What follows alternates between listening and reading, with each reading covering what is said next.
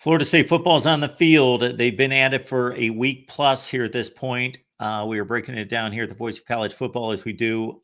We used to have this guy every Wednesday.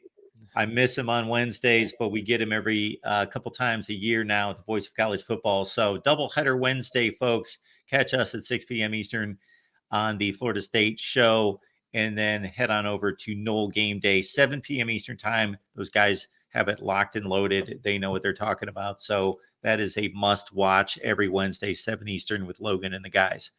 All right, let's get to the defense, Logan. We've got, of course, Jermaine Johnson was the stud 2 years ago. He moves on to the NFL. Jared Verse almost just was the next guy that was the freak off the edge. And he moves on to the NFL as a high draft pick. I don't know that any of us could have predicted coming in from, and I always get these schools between Central, Western, and Eastern Michigan mixed up. It was either Central or Western Michigan that Braden Fisk came in. But he was one of those guys that was under recruited. And then he turns out to be a star at the MAC level, makes the jump to the big time and proves to be just as good a player. And man, he's a second round draft choice. So I don't know that we expected that type of play out of him. So those are two huge losses up front. But Mike Norvell goes back to the transfer portal to try to beef up the D line. Yep, he does. And, Florida State had to do this because, you lost what we were just talking about with Jared Verse, and he was an absolute star for Florida State. I projected him. I got to say, I projected him to be a first-round guy just from the first day of him walking into practice. I just love the energy. I love his competitiveness and chirping and talking trash when the first day of pads. It's so football. That's what we need. And he just brought the OG days of football back, and he's killing it right now with the Rams. But yeah, you look at the whole defensive line as a whole. Braden Fisk coming in, had a kind of slower start, had to adjust with that shoulder surgery near the latter half of the season. You just saw him start to break out, and you saw where Sean McVay really liked him, and they went up and jumped ahead and picked him and put him next to Jared Verse on the edge. So, you lost some two big time playmakers there on the defensive line, and you had some guys transfer out, and you also had some guys, like Fabo and Lovett, who was with Florida State for a couple of years too, former Mississippi State transfer. So now you're looking at Pat Payton at the edge position to kind of take over what Jared Verse is leaving for you. Now you're expected to be that number one DE, but you also brought in Georgia transfer Marvin Jones Jr., Shade Tree's son, one of the best linebackers in college football to do it. He's got the natural ability. He's got the size and everything, but just it wasn't working over there in Georgia and Kirby Smart's defense, and that's fine. Florida State brings him back. They did a good job recruiting him in high school ranks. Didn't take long in the transfer portal at all for him to come back and go at Florida State because how they're going to be able to utilize him in a certain way that he should be. Sione Lolohea too as well, Oregon State transfer, defensive end in that room too. I'm just going to say his first name because I'm still learning, but Tomiwa. I'm not going to even say this, the rest of that, but yes, transfer as well.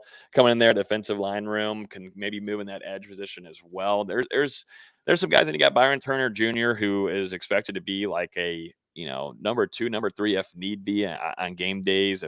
But, you would like to see Marvin Jones Jr. be that, other side of Pat Payne defensive end.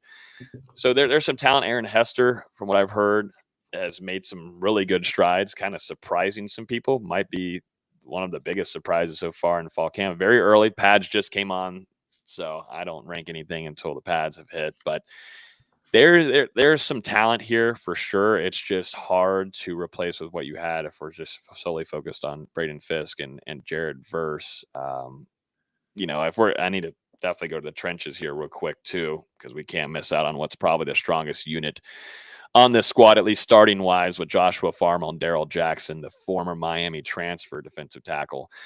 Those two guys are monsters. It's Joshua Farmer's year. It's Darrell Jackson's farmer. It's time to get unlocked after being put in that cage from the NCAA, not allowed to play, which was absolutely ridiculous, but he should be pissed off, ready to go.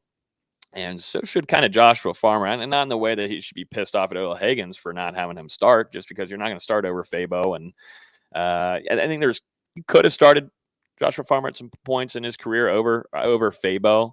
think there's more natural ability, natural talent in that room, more of a bull rush with Farmer and get into the backfield more.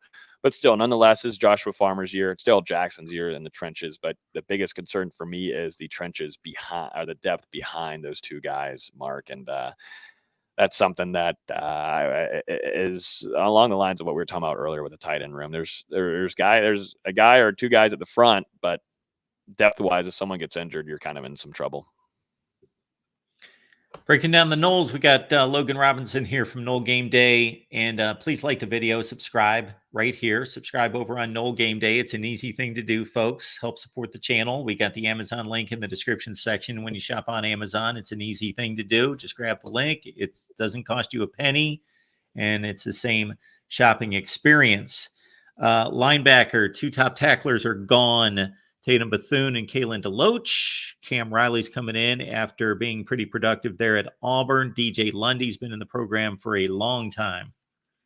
Yeah, DJ Lundy has been, like you said, around a very long time, but it's kind of in the same realm, I think, as Joshua Farmer here. You know, he was behind both Kalen DeLoach, and then also you had Tatum Bethune too. So now it's DJ Lundy's time, and I'm super excited for DJ Lundy. I'm glad that he did not transfer to Deion Sanders in Colorado, because Florida State would be in a bad spot at linebacker, in my opinion. And, DJ Lundy helps this room. You're able to bring in some transfers like Sean Murphy. You're able to bring in Cam Riley from Auburn. I like that. That's huge. You brought in some experienced guys. Sean Murphy, not so much, but Cam Riley, yes, over to Auburn. More bigger of a linebacker, too, as well, taller. Got some good size on him. I'm really interested to see where Randy Shannon utilizes him and Adam Fuller in this defense just because of his size. Haven't had that in a very long time in the linebacker room. And then you got some younger guys like Omar Graham Jr., who has had a lot of experience as well, but not the starting experience. So there's a battle here between him. I think Blake Nicholson as well, West Coast kid, going into his year 2, had a little bit of playing time last year. And there's also dudes like Justin Cryer, DeMarco Ward, Jaden Parrish, Tamir Hickman Collins, but it's really about who's going to be number 2 next to DJ Lundy. And I think it's going to be between Cam Riley. You're looking at Sean Murphy, Omar Graham Jr. and Blake Nicholson. Those are the ones that we're going to be keeping a close eye on this fall camp. But DJ Lundy, big season ahead. It should be. I'm super excited for him. I hope that he jumps high and he can get himself to play on Sundays, because I like his mentality. I understand the whole thing I kind of understand it with the whole Colorado thing a little bit. I think we've all forgot about that, as we should. He's locked and loaded. This guy comes to practice every day. He's flying around. I mean, I know that because he's almost nailed me going full speed, going to the sideline and making some plays. This guy works hard. He's got a great work ethic. He worked on his body. He's changed everything. The staff loves him, and big season ahead for DJ Lundy. And I can't speak any higher of him. I'd like to see him develop even more, get better to where he can get himself a chance on Sundays.